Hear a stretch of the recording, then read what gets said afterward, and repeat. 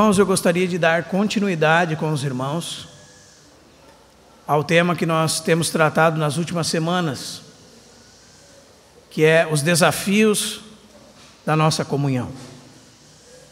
E na primeira dessas semanas, nós tratamos algumas questões relacionadas à comunhão e como nós deveríamos provar se nós verdadeiramente reconhecemos a comunhão do corpo de Cristo e se estamos inseridos nela através da nossa autoanálise ou de julgarmos a nós mesmos. Nós falamos da prova do tempo, nós falamos da prova do uso do tempo, melhor dizendo, nós falamos da prova do uso dos recursos, nós falamos da prova do comprometimento com aquilo que nós estamos envolvidos, naquilo que nós gastamos nosso tempo, o que temos, e isso serve de prova se nós verdadeiramente reconhecemos o que é a comunhão do corpo de Cristo. E semana passada, nós tocamos um pouco nas questões relacionadas à reunião e às nossas atitudes com respeito à reunião. Como nós deveríamos ter reverência, temor diante de Deus, como nós, em questões práticas, como deveríamos nos portar em expectativa, ansiosos para que Deus falasse conosco. E também nós tocamos na diversidade dos tipos de reunião que a Bíblia nos apresenta. Nós falamos pelo menos de 7 tipos de reunião. Nós falamos de reunião de mutualidade, falamos de reunião de oração, reunião do ministério da palavra, falamos de reunião de presbíteros, falamos de reunião de ministérios, reunião de leitura pública da Escritura, reunião de partir do pão. Essas são só algumas delas, que nos mostram o caráter amplo das Escrituras. E falamos que muitas vezes nós julgamos todas as reuniões com algum tipo de reunião que nós encontramos em alguma parte da Escritura, em detrimento de todo o restante da Escritura. E como nós devemos ter uma visão ampla da Escritura, para que possamos verdadeiramente poder praticar o que a Bíblia diz. E falamos que por causa da nossa falta de tempo, muitas vezes uma mesma reunião tem diversos caráteres, ou diversos aspectos diferentes. E hoje eu gostaria de falar um pouco ainda sobre esse ponto dos desafios da comunhão, mas o comprometimento mútuo. E para isso, irmãos, eu gostaria de abrir em 1 Coríntios capítulo 12.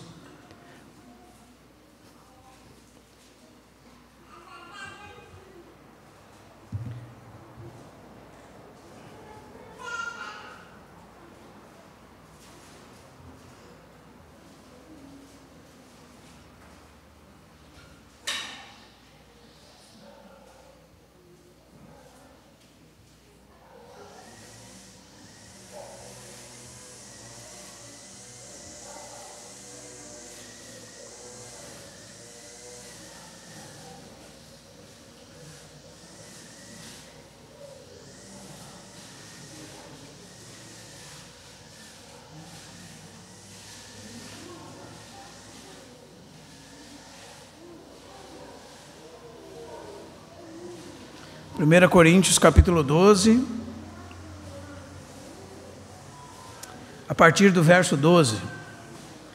Porque assim como o corpo é um e tem muitos membros, e todos os membros, sendo muitos, constituem um só corpo, assim também com respeito a Cristo. Pois em um só Espírito todos nós fomos batizados em um corpo, quer judeus, quer gregos, quer escravos, quer livres. E a todos nós foi dado beber de um só Espírito. Porque também o corpo não é um só membro, mas muitos. Se disser o pé, porque não sou mão, não sou do corpo, nem por isso deixa de ser do corpo. Se o ouvido disser, porque não sou olho, não sou do corpo, nem por isso deixa de o ser.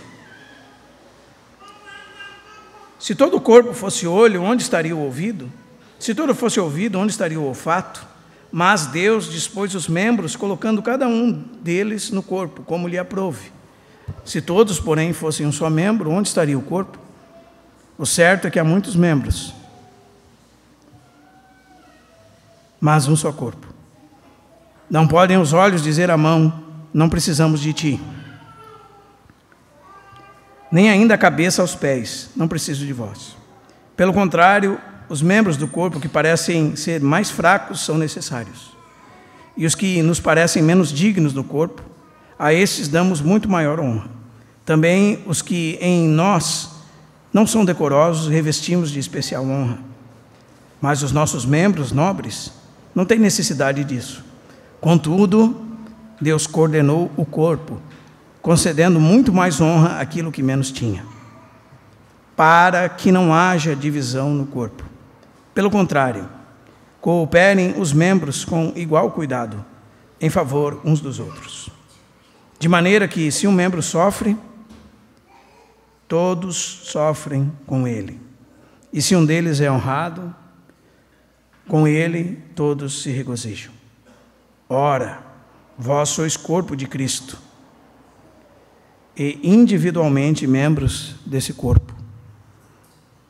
A uns estabeleceu Deus na igreja, primeiramente apóstolos, em segundo lugar profetas, em terceiro lugar mestres, depois operadores de milagres, depois dons de curar, socorros, governos, variedade de línguas.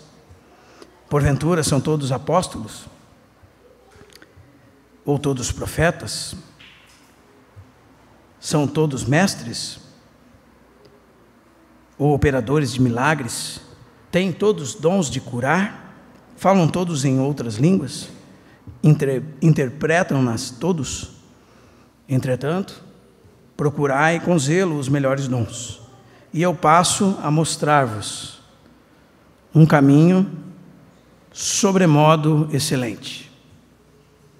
Irmãos, quando nós lemos o capítulo 12 da primeira epístola de Paulo aos Coríntios, a nossa tendência, porque essa é a nossa tendência, é nos determos em detalhes. Nós temos esse hábito. E muitas vezes nós nos prendemos na periferia e perdemos o centro da interpretação do texto. Nós ficamos procurando o significado de alguns detalhes gerais, aliás, detalhes particulares, e nos perdemos no princípio da ideia, ou na ideia principal do texto. Então, quando nós olhamos para esse capítulo 12 da primeira epístola aos Coríntios, nós queremos descobrir que são esses dons miraculosos, que vem a ser o dom de conhecimento, o dom de sabedoria, o falar em outras línguas, que vem a ser isso. O que significa isso? Que vem a ser os apóstolos, profetas e etc. Então, muitas vezes nós nos perdemos do propósito principal que esse texto quer nos revelar. E qual é o propósito principal? Está por trás de 3 palavras: unidade, diversidade e harmonia.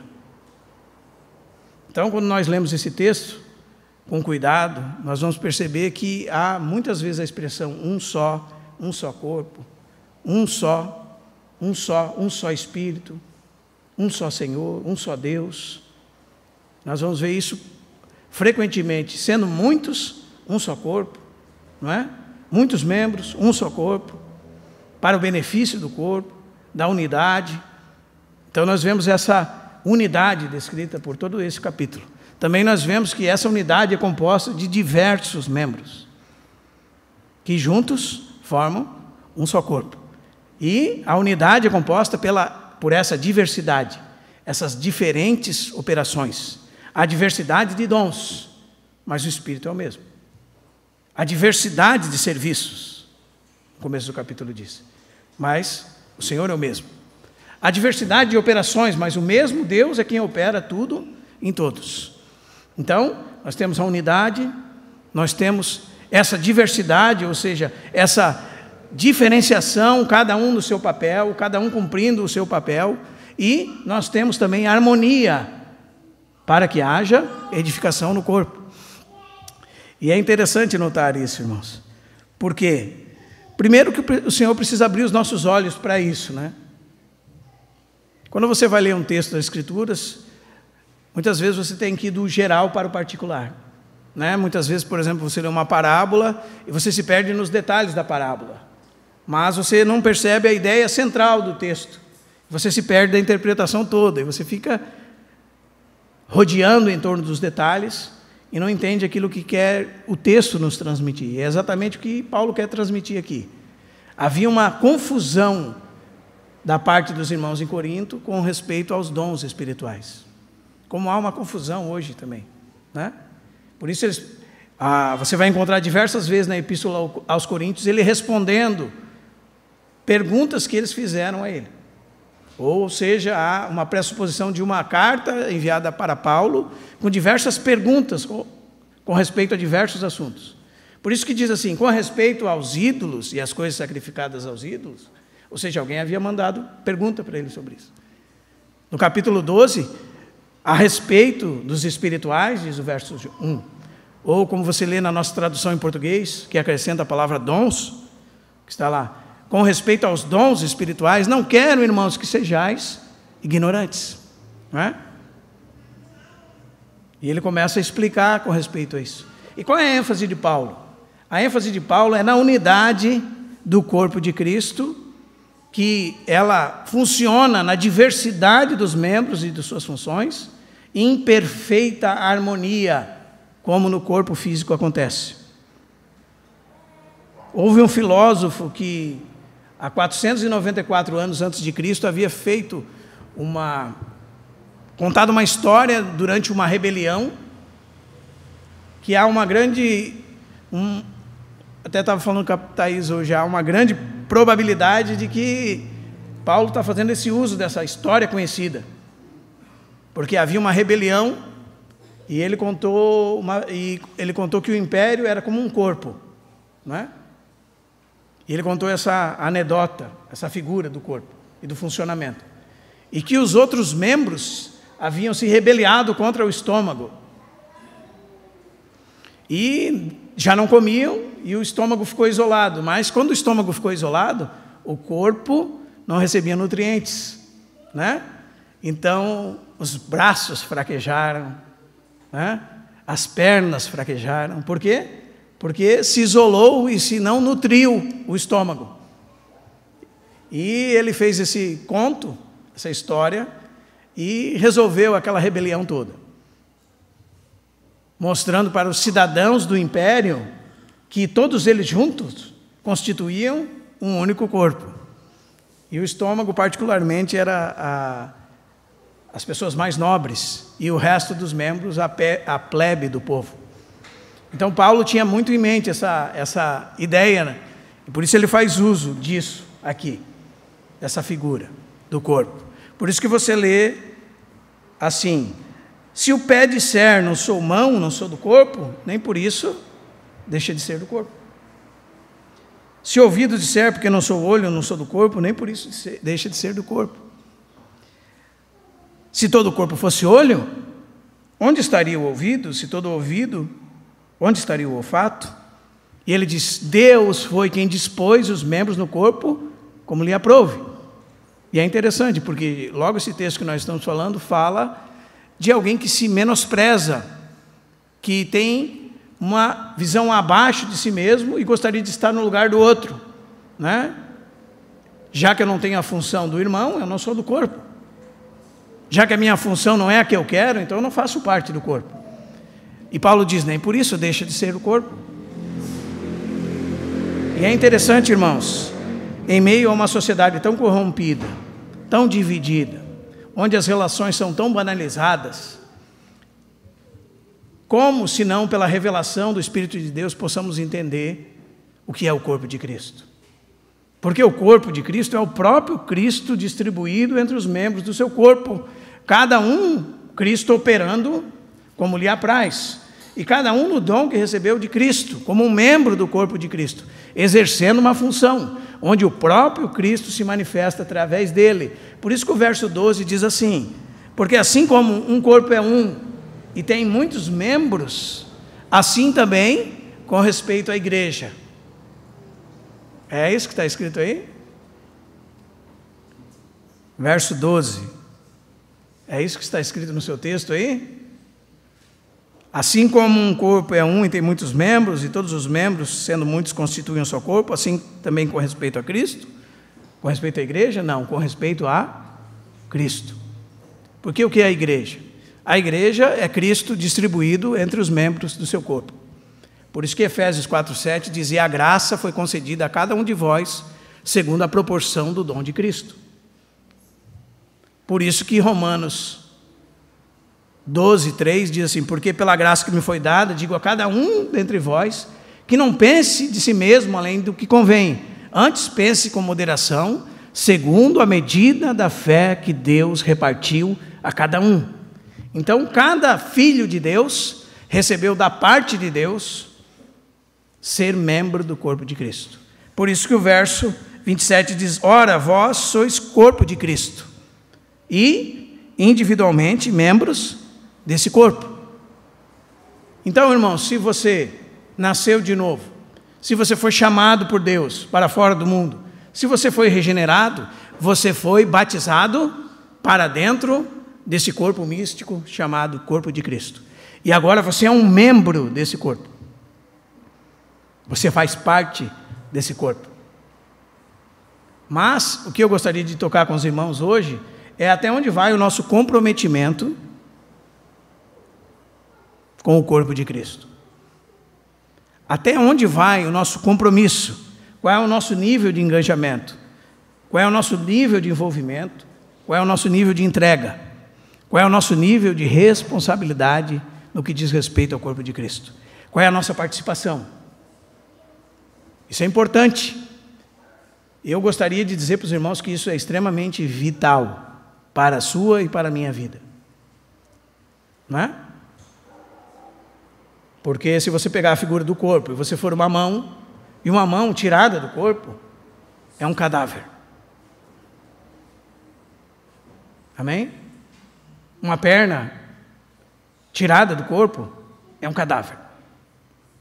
Um olho tirado do corpo é um cadáver. É sem vida. Está morto. Por isso essa união orgânica. Mas, todavia, uma mão tem a sua função, não é? E esse é o dom que recebeu, da parte de Deus. O pé tem sua função. Os ouvidos têm sua função. Mas todas essas funções trabalham conjuntamente para o benefício do corpo. Por isso que eu disse, é unidade, é diversidade, é harmonia. Mas para isso acontecer deve existir comprometimento. Deve existir visão celestial, clareza. Para que nós vivemos? Para que nós fomos postos nessa terra? E compromisso, nós estávamos no casamento da Bruna e do Jean, e o Israel levantou algumas questões que eles deveriam se comprometer uns com os outros, não é?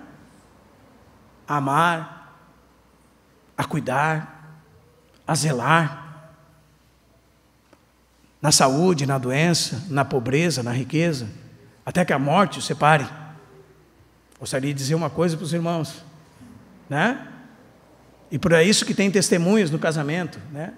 Porque elas estão ali representando Cristo, e para isso elas estão ali para que elas possam cobrar depois o compromisso que foi feito, porque elas são testemunhas de uma aliança.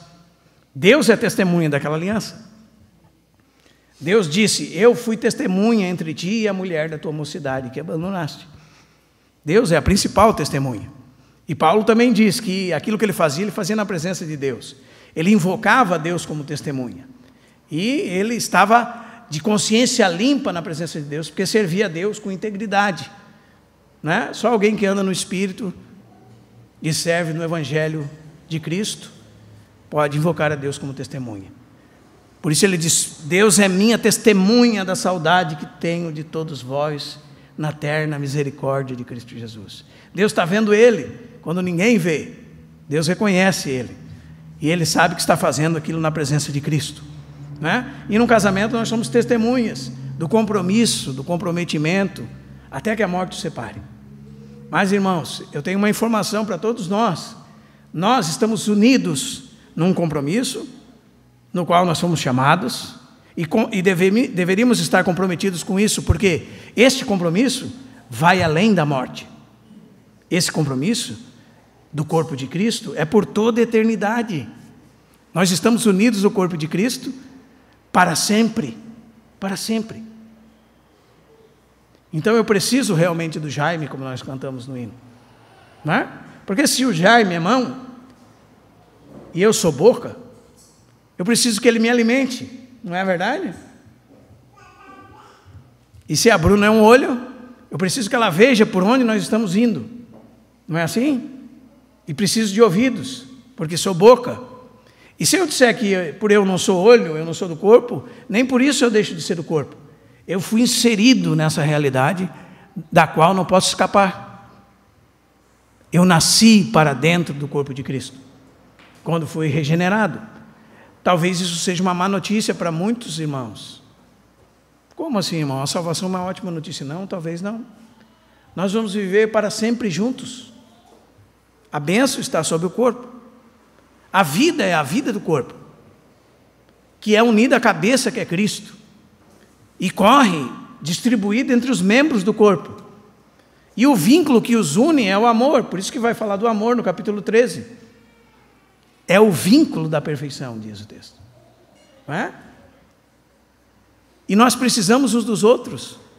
Sem uns aos outros nós não podemos viver, irmãos. Aquele que se isola, diz Provérbios capítulo 18, se insurge contra a sabedoria, busca os seus próprios interesses. O corpo é onde Deus ordena a bênção e a vida para sempre. É onde salta-se do coração de Deus aquele ó do Salmo 133. Ó. Sabe, irmãos, quando nós amamos alguém, quando nós verdadeiramente, até nas nossas afeições naturais, nós amamos alguém, nosso coração se alegra quando nós, dessa pessoa, vemos um suspiro de satisfação, não é? Um suspiro de alegria. E é esse suspiro que você vê no Salmo 133. Ó, quão bom e quão suave é que os irmãos vivem unidos. É como óleo precioso que desce sobre o cabeça, que Arão, até a orla das suas vestes. É como um orvalho de Hermon sobre os montes de Sião. Diz o texto ali, o Senhor ordena a bênção e a vida para sempre. Não é? Então, irmãos, somos muitos, mas um só corpo. A minha pergunta é a seguinte, irmãos: nós entendemos essa aliança? Nós entendemos esse compromisso? Compare isso à aliança de casamento, por exemplo. Nós entendemos isso? Quando você compara que você casou e caso essa esposa morra, você está livre, né? Caso o marido morra, você está livre, até que a morte os separe. Essa que eu estou falando não é até que a morte os separe. Nós vamos estar no céu juntos, com todos os santos, para todos sempre. Juntos, para todos sempre. E enquanto nós estamos aqui nessa terra, cada um deve exercer aquilo que recebeu do Senhor como dom, para benefício do corpo. E não há melhores nem piores. Os que têm as menores funções não são menos honrados dos que têm as maiores funções. Deus distribuiu os dons pelo corpo como Ele quis. E eu não preciso buscar ter a posição do Marcos no corpo de Cristo. Eu não preciso ter inveja dele. E nem ele, se é maior do que eu, pode me menosprezar, porque a minha função é uma função menor do que a dele, no sentido prático da palavra. Porque diante do Senhor nós somos todos iguais. E sem mim ele não pode viver. E sem ele eu não posso viver. Então se entende bem quando um irmão do passado disse assim: o Senhor não pode fazer nada sem mim, porque Ele decidiu que assim fosse. E eu não posso fazer nada sem Ele. Era um irmão que tinha muita comunhão com o Senhor. E também não posso fazer nada sem meus irmãos e minhas irmãs. É alguém que entendeu esse texto aqui, né? Como diz aqui,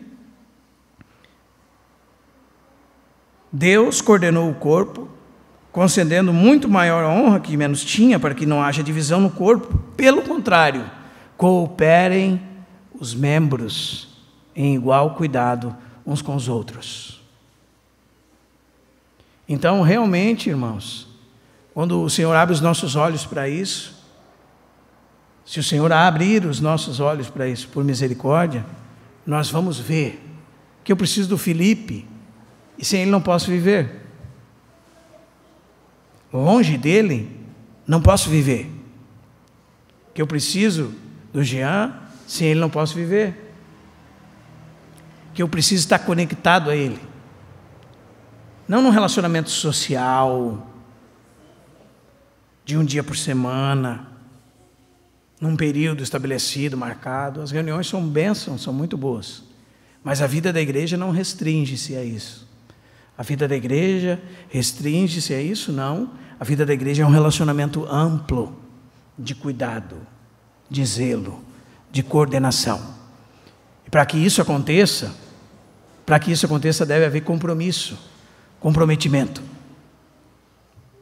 E quando nós lemos, irmãos, Efésios 4:25, por exemplo, nós vemos que nós somos membros uns dos outros. Então, uma ligação minha com Cristo e há uma ligação minha com a Bruna, com a Thaís, com o Jean. E eu preciso deles. Para que a vida chegue a mim, eu preciso deles. Se a minha função no corpo corresponder, por exemplo, uma mão, eu preciso do meu antebraço, do meu braço, do meu ombro, dos nervos, de cada um dos membros. É por isso que diz o texto assim, irmãos: de maneira que se um membro sofre, todo o corpo padece. Então eu costumo dizer que muitas vezes na semana a nossa vida, ela no mesmo dia varia da tristeza profunda a uma alegria indizível. Porque neste momento há membros do corpo de Cristo que têm sofrido. E quando nós lemos, alegrai-vos com os que se alegram, chorai com os que choram, nós sabemos quanto nós sofremos com eles. E se verdadeiramente nós entendemos essa união espiritual, não há como não respondermos a isso, não nos entristecermos com os que se entristecem, não nos compadecermos daqueles que sofrem. E ao mesmo tempo, por outro lado, nos alegrarmos com aqueles que se alegram. Então há um misto na nossa vida durante a semana, né? Se um membro sofre, tudo sofre com ele. E isso é mais fácil. Difícil é você olhar para alguém que está sendo honrado, difícil é você olhar para alguém que está recebendo bênçãos da parte do Senhor, e ao invés de inveja, ter alegria. Difícil é você olhar para alguém que Deus está provendo bênçãos, às vezes até com as coisas de Deus, com a palavra, com o estudo das Escrituras, dando revelação, graça da parte de Deus, e você se alegrar como se essa vitória fosse sua. Difícil. Esses dias atrás falei para alguém: irmão, mas como é que funciona? Bom, funciona que se o irmão funciona, eu me alegro com ele. Se ele fala, estou falando juntamente com ele, porque sou um com ele.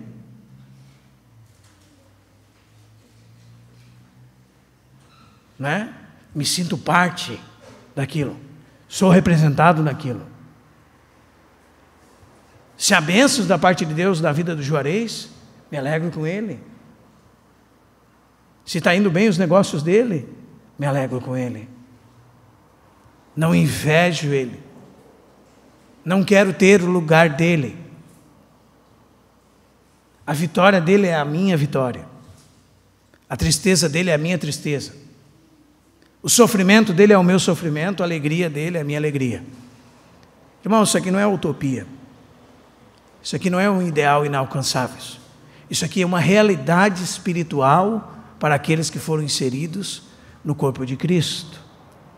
Quando nós verdadeiramente estamos unidos de alma, como diz Filipenses capítulo 2, aliás, a partir do verso 27 do capítulo 1, ele já diz: vivei acima de tudo por modo digno do Evangelho de Cristo. Isso significa portai-vos dignamente como cidadãos. É isso que está por trás daquela palavra. E cidadãos da onde? Cidadãos do céu. Viver acima de tudo por modo digno do Evangelho de Cristo, para que eu indo ver-vos, ou estando ausente, ouça no tocante a vós outros que estáis firmes. E diz: em um só Espírito, como uma só alma, lutando juntos pela fé evangélica. Então, estão unidos no mesmo Espírito, porque são corpo de Cristo. Estão juntos. Estão unidos como se fosse uma só alma. O que significa isso, irmãos? Eles têm o mesmo pensamento. Eles têm as mesmas emoções, as mesmas vontades. Estão unidos como uma só alma. Estão na mesma batalha, lutando juntos pela fé evangélica. E em nada estão intimidados pelo adversário. E depois no capítulo 2 ele continua dizendo: se há, pois, alguma exortação em Cristo, e a ideia é visto que há, ou também, se vocês já experimentaram que em Cristo há a palavra de exortação, se vocês já experimentaram alguma consolação de amor, se vocês já experimentaram alguma comunhão do Espírito, se há entre vós entranhados afetos e misericórdias. Que palavra importante, irmãos. Porque spâncna é a palavra entranhas, o mais profundo dos sentimentos. Sabe aquela dor de barriga? Quando você fica nervoso, eu fiquei tão nervoso que me deu até uma dor de barriga. Se entendia que a sede da alma humana estava aqui, não é? O mais profundo das suas entranhas. Se há entranháveis afetos e misericórdias, diz Paulo, completai a minha alegria. Como? De modo que penseis a mesma coisa, porque são um corpo. Tenhais o mesmo amor, sejais unidos de alma, tendo o mesmo sentimento. E agora, e na prática, nada façais por partidarismo ou vanglória, mas por humildade. Então eu estou trabalhando, nada fazendo por partidarismo. Olha, veja quantas pessoas eu ganhei, o irmão não ganhou tanto assim, né? O sistema religioso incentiva esse tipo de prática, né? Muitos movimentos ditos evangélicos incentivam esse tipo de prática. Quantas pessoas tu ganhou? Eu ganhei mais que tu. A minha nação é maior que a tua. Olha só quantas pessoas já ganhei. Quantas tu ganhou? Né?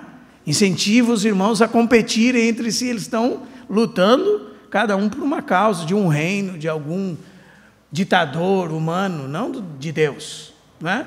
Porque em Deus há um trabalho, o trabalho do corpo de Cristo, que é para benefício do corpo, né?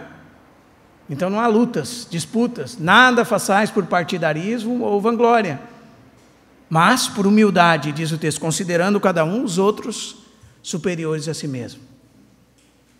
E continua: não tenha cada um em vista o que é propriamente seu, senão cada qual o que é dos outros. Isso é ser unido de alma, tendo o mesmo sentimento. É isso. E como é que nós alcançamos isso, irmãos?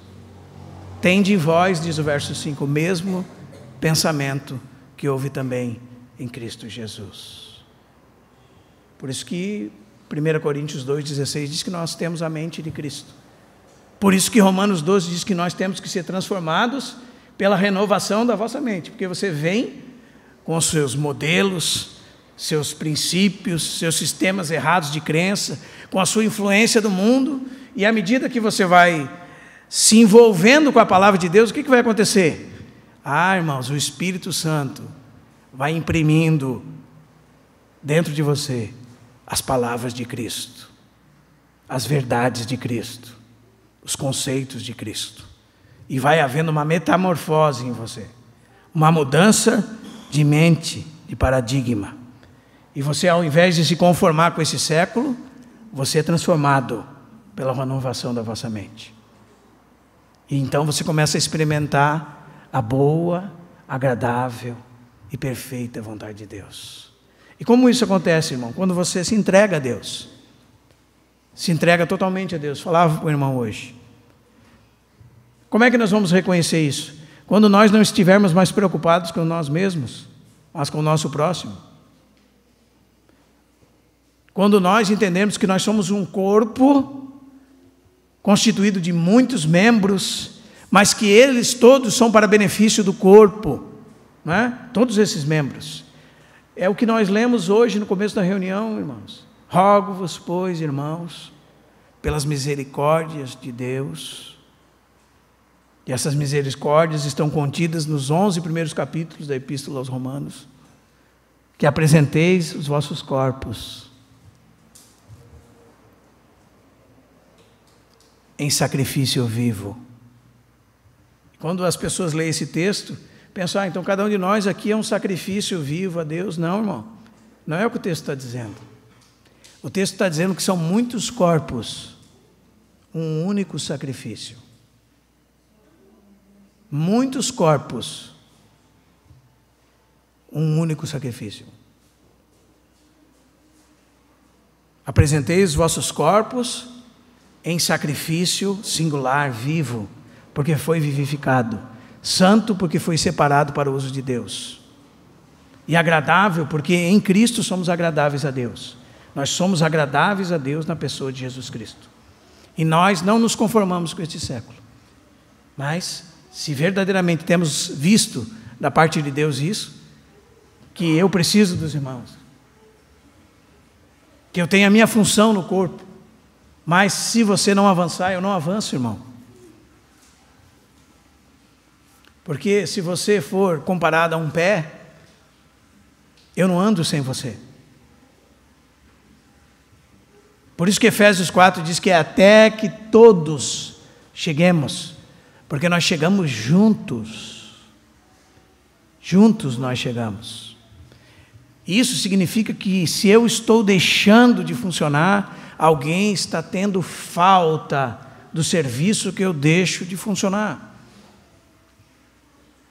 Porque se fosse olho e não visse, não haveria visão no corpo. Os irmãos estão entendendo, irmãos? E muitas pessoas pensam que podem trabalhar para Deus isoladamente, alheios à vida do corpo de Cristo. Essa é uma obra particular, promovendo um reino em particular, não o reino de Cristo. O reino de Cristo é o reino para benefício do corpo de Cristo. Não é? Nós fomos transportados das trevas para a sua maravilhosa luz, para servirmos em novidade de vida dentro dessa esfera real que é o reino de Deus. Então há muitas figuras para nos descrever, não é? A videira nos escreve, a noiva nos escreve, o reino nos escreve, a família de Deus nos escreve, o corpo de Cristo nos escreve. E talvez o que demonstra mais a aparência orgânica do funcionamento da igreja, natural, sem ninguém se autopromover. Porque, irmão, se você passasse pela rua e você visse um olho do tamanho do Marcos, você ia achar estranho. Você ia fugir, porque isso é um monstro, não um corpo. Ou uma mão do tamanho do Jaime, você ia fugir, porque isso não é um corpo, é um monstro. Os irmãos estão entendendo, irmãos? E para que nós possamos viver isso, irmãos, nós precisamos da ação libertadora da Escritura em nossas mentes. Nós precisamos clamar a Deus. Porque tem pessoas, irmãos, que nós nos deparamos no curso das nossas vidas, que poderiam nos dar uma aula do que é a igreja, mas estão muito longe de viver o que é a igreja. Por isso, nessas últimas semanas, nós temos dito para os irmãos que a igreja não é um conceito, é um modo de vida, é uma maneira de viver. Talvez você ainda esteja preso em dizer que a igreja é um lugar, uma denominação, uma instituição religiosa. Triste isso, né? Mas talvez você já esteja entre irmãos que não congregam dessa forma e ainda não percebeu que você não nasceu para viver sozinho. E sem isso você não pode viver. Nós precisamos uns dos outros. Nós temos uma missão primária e missões secundárias. Dizia para um irmão hoje isso. Irmão, você é um empresário, que benção. Essa é a sua missão secundária, né? Primeiro, você é um missionário. Segundo, você é um edificador da casa de Deus e um membro do corpo, para funcionar em benefício do corpo. Então, em terceiro lugar, você é um empresário. E essa sua profissão deve estar em subserviência ao seu propósito principal de vida, que é o que, irmãos? A glória de Deus. Por isso que Paulo diz, numa folhinha atrás aqui, assim: portanto, quer comais, quer bebais, quer façais qualquer outra coisa, fazei tudo para a glória de Deus. Por isso que Filipenses 3 diz que tudo que nós fazemos, fazemos como ao Senhor, não como a homens. Então, se eu estou digitando uma peça inicial, estou fazendo para o Senhor. Ah, irmão, mas é para o cliente? Não, é para o Senhor. Como ao Senhor, não como a homens. Para o benefício do corpo de Cristo. Para que alguém seja alcançado. De alguma forma, com os meus recursos, com o meu tempo, com o meu testemunho, com a minha pregação, para que alguém seja alcançado por Deus e que a família de Deus cresça.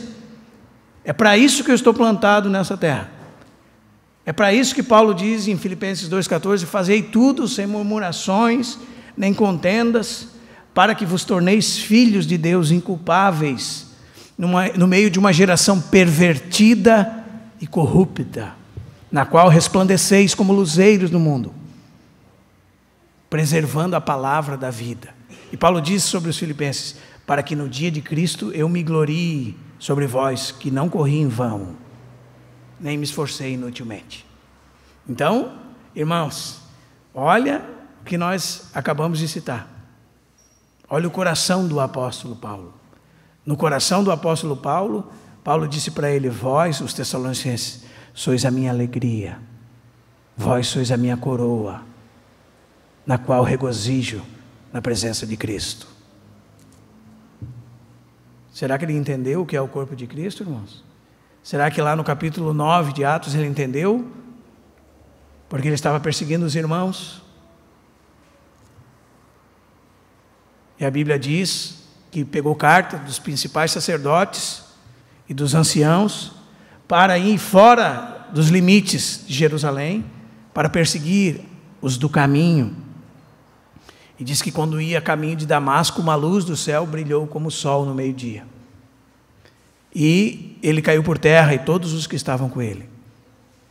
E uma voz em língua hebraica disse: Saulo, Saulo, por que me persegues? Dura coisa é recalcitrares contra os aguilhões. E ele disse assim: quem és, Senhor? Tu és Senhor. Eu era como um animal selvagem, perseguindo os teus filhos. Né?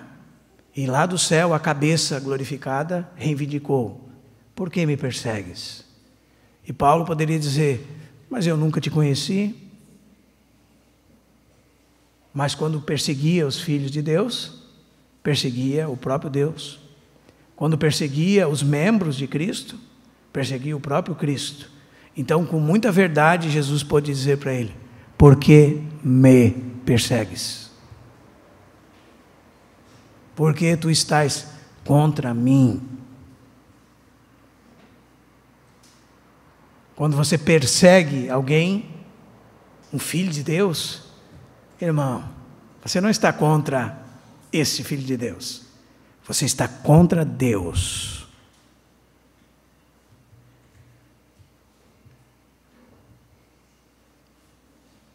Que terrível é estar contra Deus. Será que isso faz pensarmos, irmãos? Será que isso faz nós meditarmos, considerarmos nosso grau de comprometimento com essa verdade tão maravilhosa das Escrituras, o corpo de Cristo?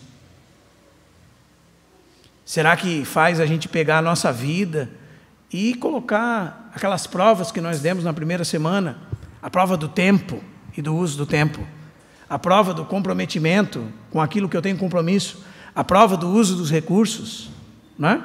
Você já colocou essas coisas em prova na sua vida? Se essas coisas têm dado testemunho de você, que você está inserido nessa realidade de corpo de Cristo?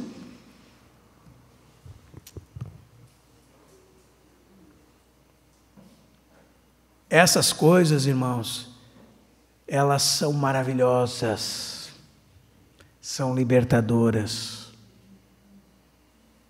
A exortação em Cristo Jesus, a consolação em Cristo Jesus. É para isso que a palavra de Deus serve, irmãos. É para isso que a palavra de Deus serve. A palavra de Deus serve para ajustar o nosso caminho. Por isso que Paulo fala a Timóteo, em 2 Timóteo capítulo 3, verso 16, toda a Escritura é soprada pela boca de Deus, apta para o ensino, para a correção, para a exortação. 2 Timóteo capítulo 3,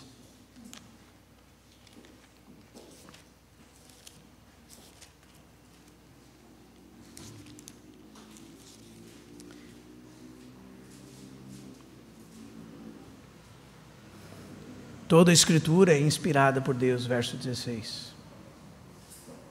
Apta para o ensino, para a repreensão, para a correção, para a educação na justiça. Ou seja, você é instruído, você é repreendido quando você está longe, ela serve para trazê-lo de volta, por isso que ela corrige o seu caminho. E o educa nesse caminho chamado o caminho da justiça. É nesse lugar que todo homem de Deus se torna maduro e perfeitamente habilitado para toda boa obra. E é por isso que o próximo verso é: conjuro-te perante Deus e Cristo Jesus, que há de julgar os vivos e os mortos pela manifestação e pelo seu reino. Prega a palavra. Então, irmãos, às vezes a gente ouve um discurso um pouco difícil, não é? Porque quando a palavra nos confronta com relação a uma coisa dessa, não é difícil a gente avaliar a nossa condição. Não é verdade, irmãos? Se você sentar hoje 5 minutos, muito rapidamente você vai ter um diagnóstico da sua condição no que se refere à realidade do corpo de Cristo, não é verdade, irmãos? Se você está vivendo essa realidade ou não. Não é assim? E daí você pode pensar: irmão, isso é muito duro, né? Irmãos, é a palavra de Deus. Para que Deus nos fala a sua palavra? Para que possamos tornar retos nossos caminhos, para que possamos mudar a direção que nós estamos indo e nos convertermos segundo a vontade de Deus, não é? Então, se hoje você senta no local de reunião e, infelizmente, irmãos, pela influência que nós temos do mundo e dos nossos dias, de individualismo, de egoísmo, porque esse é o espírito dos nossos dias. Os homens serão jactanciosos, amantes de si mesmos, o texto diz. Como o próprio texto anterior a esse que nós lemos diz. Sabei, porém, isto: nos últimos dias sobrevirão tempos difíceis, pois os homens serão egoístas, avarentos, jactanciosos, arrogantes, blasfemadores, desobedientes aos pais, ingratos, sem reverência, desafeiçoados, implacáveis, caluniadores, sem domínio de si, cruéis, inimigos do bem, traidores, atrevidos, enfatuados, mais amigos dos prazeres do que amigos de Deus, tendo forma de piedade, negando-lhe, entretanto, o poder. Foge também destes. Mas, às vezes, nós sentamos num lugar de reunião, irmãos, e a nossa realidade é a seguinte: ao invés de fugirmos disso, estamos amalgamados com isso. A nossa vida está descrita nestas páginas, muitas vezes. Somos arrogantes, presunçosos, egoístas, buscamos nossos próprios interesses, nós amamos a nós mesmos e o nosso próprio bem-estar. E nos dizendo salvos, não nos importamos com os filhos de Deus. E ignoramos essa realidade. Então, o Senhor precisa nos ensinar, o Senhor precisa nos corrigir, nos repreender, para que nós possamos nos desviar desse mau caminho, para trilharmos o caminho de Deus. Para que assim, então, neste caminho, possamos nos tornar maduros. Porque fora desse caminho, irmãos, é só teoria, filosofia, ideias vãs, não é? Fora da realidade do corpo de Cristo, a única coisa que você vai conseguir dizer é que é uma coisa impossível de ser vivida, que é um ideal muito alto, não é? Fora dessa realidade. Mas quando nós envolvemos-nos em, como o Roger disse, vamos esticar os textos. Estou vivendo isso aqui. Consegui obedecer isso aqui, né? Isso aqui consegui praticar, com a ajuda do Senhor, né? Como se sabe de um irmão do passado, ainda não havia luz elétrica, e ele foi visitar um missionário num lugar, e o missionário percebeu que a luz do quarto dele estava acesa, e ele tinha colocado uma vela e um cobertor sobre a cabeça, e adivinha o que ele estava fazendo, irmãos? Estava orando, estava lendo a palavra de Deus, e o missionário perguntou para ele: que irmão, desculpe te atrapalhar, mas o que você está fazendo aí?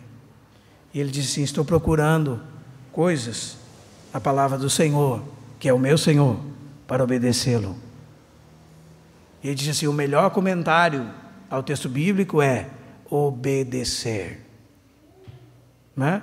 Então, quando nós lemos um texto como esse, irmãos, nós precisamos verdadeiramente, com o coração sincero, olhar para o Senhor e dizer: Senhor, realmente, a minha ocupação semanal, realmente, o meu comprometimento, realmente o uso do meu tempo, dos meus recursos, dos meus propósitos, não é a tua casa, é a minha própria casa. Não é os teus planos, são os meus próprios planos. Não é a tua vida e a vida dos meus irmãos, mas a minha própria vida. E, Senhor, eu idealizei tão alto a minha vida eu idealizei. Eu coloquei padrões tão altos para mim mesmo, alvos tão altos que jamais eu vou conseguir alcançar. Porque são alvos segundo os padrões desse mundo. Não é? Mas hoje eu gostaria de consagrar novamente a minha vida a Ti, para que isso mude dentro da minha mente, para que a verdadeira riqueza esteja sobre o meu coração, para que o meu coração esteja no alto, nas coisas do céu, não é? Para que o meu tesouro esteja diante do Senhor, para que o irmão seja a minha riqueza, seja algo tão precioso para mim como um diamante, mais que um diamante, mais do que o ouro e a prata. Mais do que ouro e a prata significa mais do que o seu trabalho, né? Que o Daniel seja mais precioso para mim do que a riqueza desse mundo. Não é, irmãos? Porque às vezes a gente canta mais vale um dia nos teus átrios do que 1000 em outro lugar. Eu costumo perguntar para os irmãos, quanto você ganha por dia?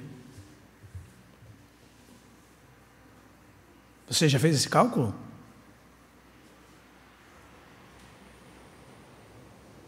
Será que eu já fiz esse cálculo, irmãos? Faça em casa. Quanto você ganha por dia? Multiplique por 1000.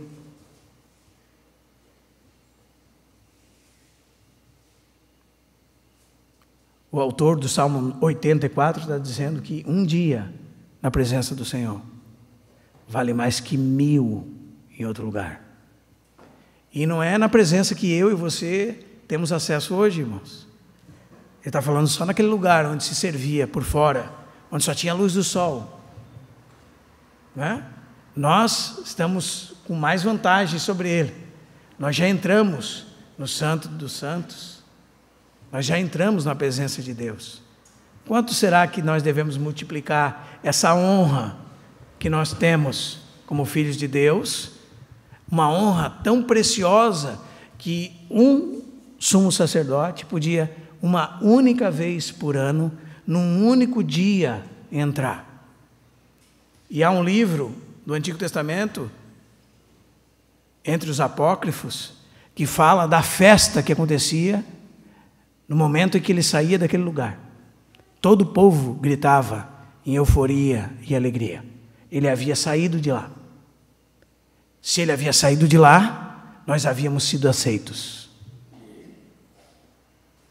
Aí você multiplica um dia nos átrios, 1000 em outro lugar. E um dia no Santo dos Santos da presença de Deus. Quanto em comparação a outro lugar? Exponencialmente falando.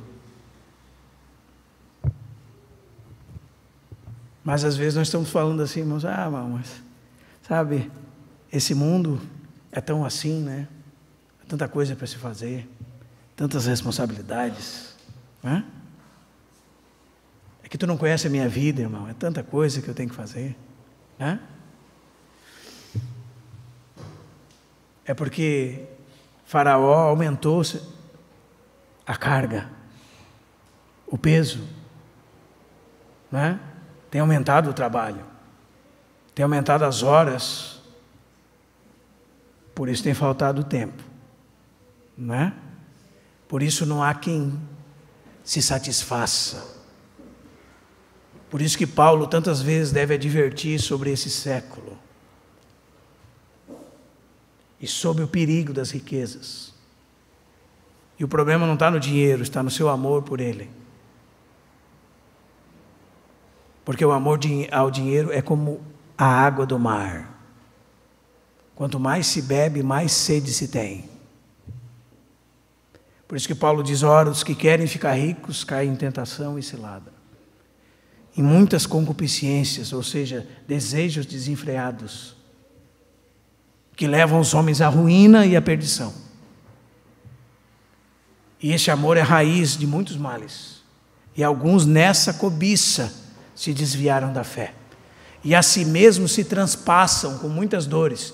Então, muitas vezes, nossos sofrimentos não são externos, irmãos. Nossos sofrimentos nós causamos pelas nossas ambições. Nós nos autoflagelamos com elas. Então, realmente entender essa pluralidade, essa bênção na qual nós fomos inseridos. E muitas vezes os irmãos perguntam, eu já ouvi isso durante anos, irmão, mas eu não sei qual é meu talento, meu dom, minha função no corpo de Cristo. Bom, dificilmente você vai saber, irmão, se você não está inserido nessa realidade. Você está trabalhando solo, né? Na música a gente diz que solou um instrumento quando está solando lá, né? Só se ouve ele solando, né?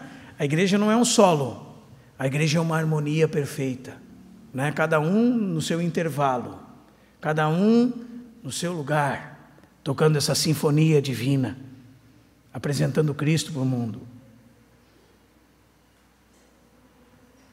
Para isso, irmãos, eu gostaria de dizer uma coisa para os irmãos: se houver 5 irmãos 5 irmãos, comprometidos com esse propósito. 5 irmãos.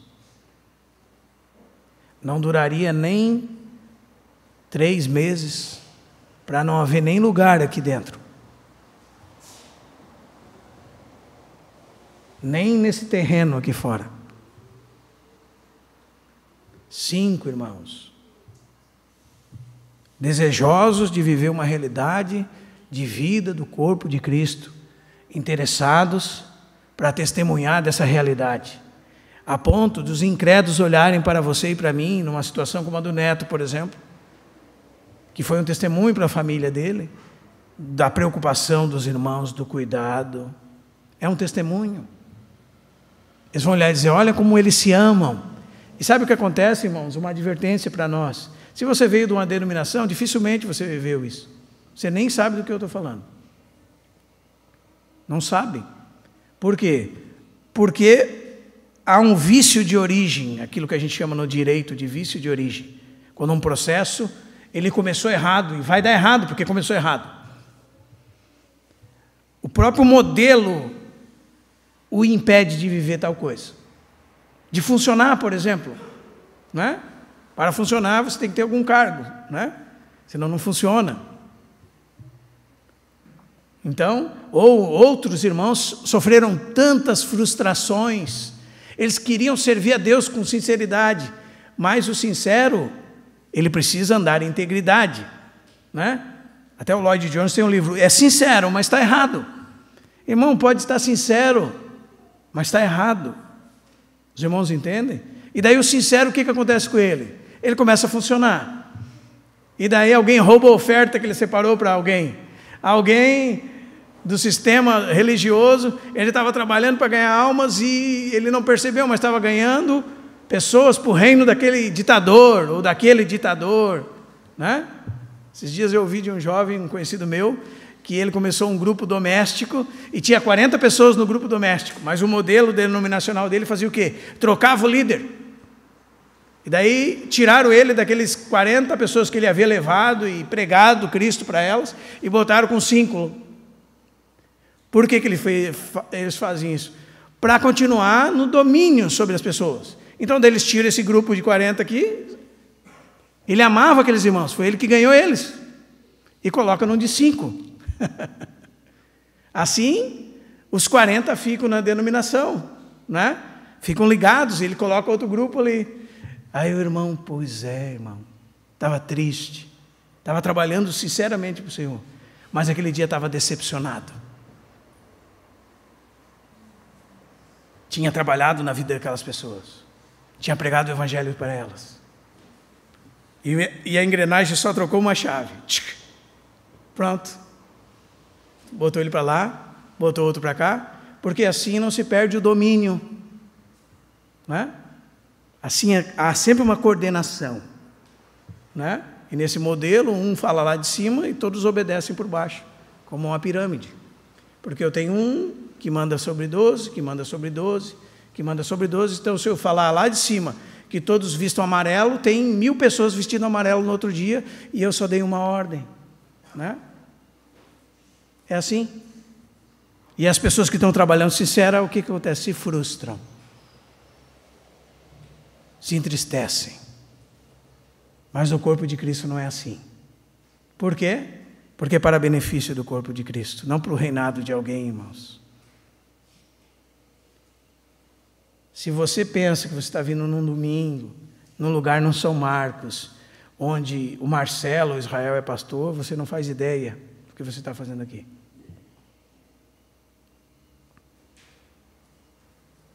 Não faz ideia. Se você pensa que está cooperando com alguma coisa na minha causa, você não faz ideia do que está fazendo aqui. Porque o primeiro que não gostaria de estar aqui é eu mesmo, né?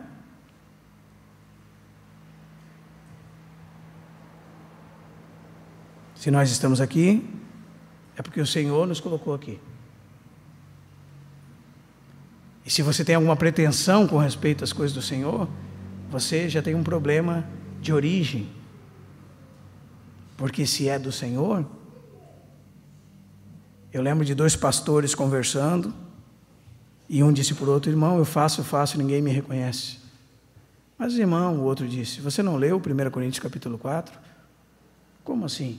O que tu tens que não tenhas recebido? E se recebestes, por que fazes como se não recebestes? Como se fosse teu, e não que recebestes de outro?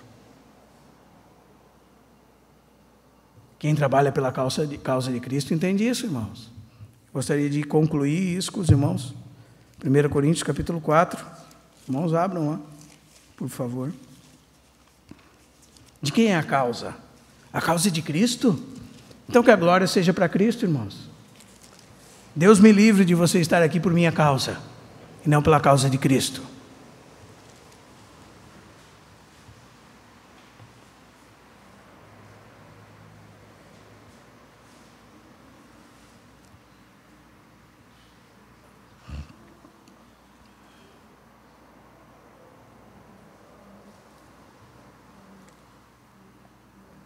Primeira Coríntios capítulo 4,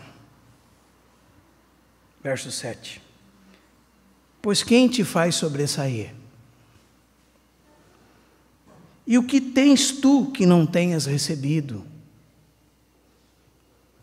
E se o recebeste, por que te vanglorias, como se não tivesses recebido?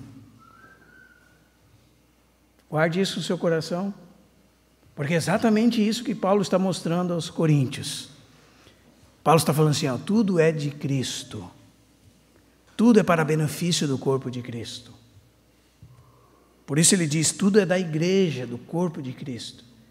Ele diz, por vocês estão falando de Paulo, eu sou de Apolo, eu sou de Cefas, eu sou de Cristo dividido. Ele fala, eu morri por vocês, vocês foram batizados no meu nome. Se vocês estão andando dizendo eu sou presbiteriano, batista, eu gosto do Calvino, eu gosto do Armínio, eu gosto do Gurnavini, eu gosto da Aimee, Seymour McPherson, porventura vocês não são carnais e andam segundo homens? 1 Coríntios capítulo 3. Nós devemos ser considerados por vocês cooperadores de Deus. É isso que Paulo diz. Irmãos, vocês entenderam errado, tudo é vosso. Voz de Cristo, Cristo de Deus. Vocês não têm nada que não tenham recebido. E se vocês receberam, como é que vocês podem se vangloriar como se não tivessem recebido? É isso que esse pastor estava falando para o outro. Uai, irmão, você está esperando posição para você?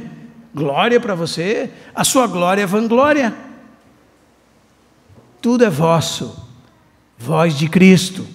Cristo de Deus. Então alguém trabalha para benefício do corpo de Cristo. Ele ganhou almas? Não para ele, irmão. Ganhou para Cristo. Ele edificou os salvos para quem? Para ele. Para alguém dizer, nossa, que palavra, irmão. Não faça isso, irmão.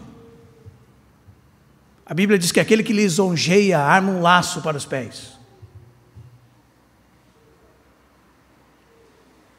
É para a glória de Cristo e para benefício da igreja. É para isso que nós trabalhamos. É nesse sentido que nós estamos falando para os irmãos. Se comprometam com isso, irmãos. Eles vão olhar para você e para mim juntos e vão dizer, olha como eles se amam.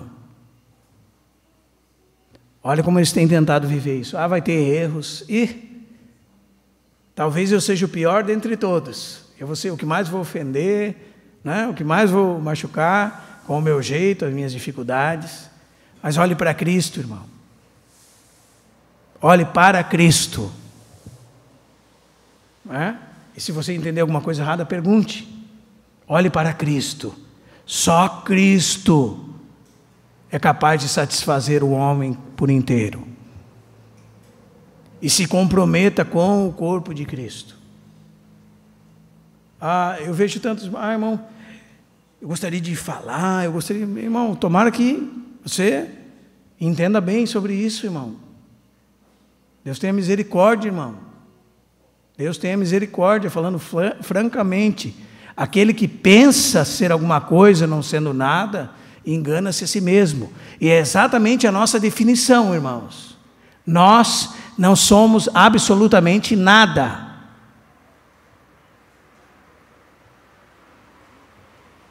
Os irmãos lembram daquela história que falei para os irmãos, daquele pastor que passou tempo se preparando e 3 vezes ele foi até 100 quilômetros, 100 quilômetros, 100 quilômetros, 100 quilômetros, 100 quilômetros.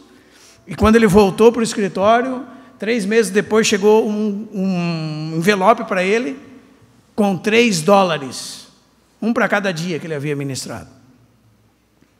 E talvez esse homem seja o maior expositor vivo da Bíblia hoje. Ele disse: aquele dia o Senhor me mostrou a nunca colocar preço no meu serviço a Ele. Porque ele disse: nossa, que ingratidão, não paga nem 1 litro da gasolina de um dia, 1 litro. E o Senhor mostrou para ele que ele não valia nem aquele $1. Ele disse: aquele dia o Senhor falou comigo. Quando o Senhor fala uma coisa dessa, a gente não acredita, né? A gente pensa: é o diabo.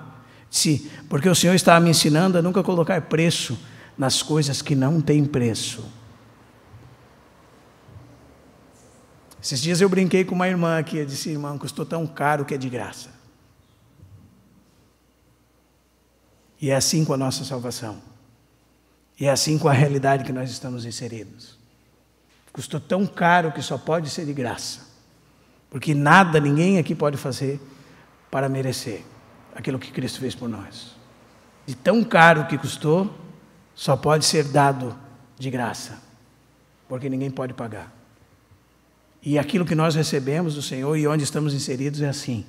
Custou o sangue do Filho de Deus. É assim com a igreja, irmãos. Por isso alguns irmãos brincam, né, quando eu estava falando de 1 Coríntios 3,16. Aquele que destruir a casa de Deus, Deus o destruirá, diz lá.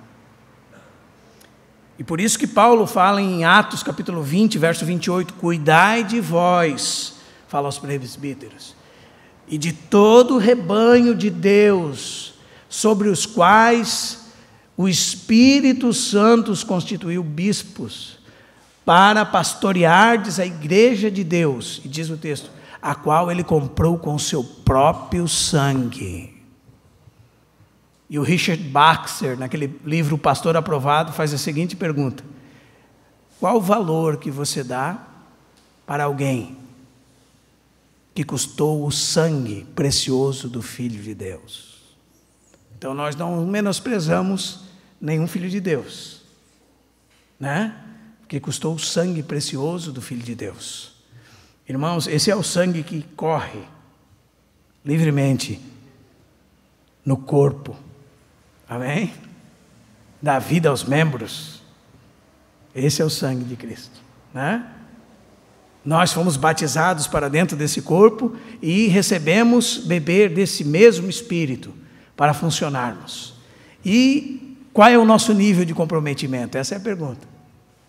Então nos comprometeremos, se o Senhor nos permitir, que sejam poucos comprometidos.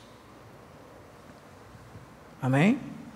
Sejam poucos comprometidos. Nascerão muitos, a seara é grande, poucos os ceifeiros. Olhai os campos, e vocês dizem, falta 3 meses para a ceifa. E Jesus diz, eu porém vos digo, estão prontos para a ceifa. João capítulo 4, quando eles estão diante daquela aldeia de samaritanos. Vocês dizem que ainda falta 3 meses, eu digo, os campos estão prontos.